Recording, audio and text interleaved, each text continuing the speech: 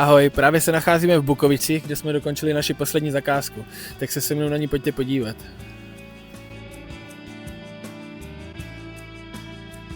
Možná to tak nevypadá, ale tahle zeď tady není původní.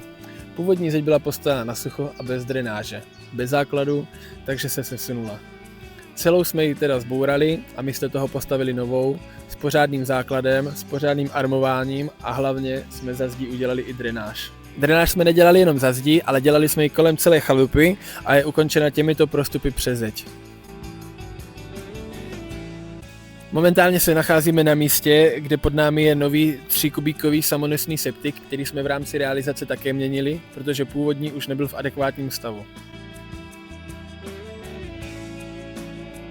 Teď se nacházíme na místě, kde celá realizace vznikla. Vzhledem k tomu, že se celá chalupa nachází ve svahu, tak kvůli stékající vodě a nedostatečné drenáži původní stavby dovnitř zatíkalo.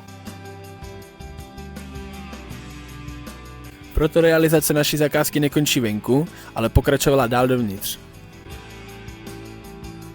Vzhledem k tomu, že původní skladba podlahy byla nedostatečná, skládala se pouze ze zeminy, škváry a dřevěných desek, museli jsme kompletně celou podlahu rozebrat, odtěžit a udělat znova.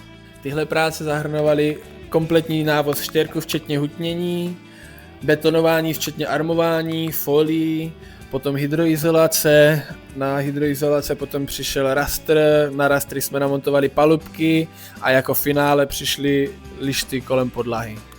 A na závěr téhle zakázky jsme si nechali krb, který jsme také zrekonstruovali. Původní obklad jsme odbourali, podklad vyrovnali a nově to obložili vápencovým kamenem. Pokud se vám tahle práce líbí, tak nás nezapomeňte sledovat.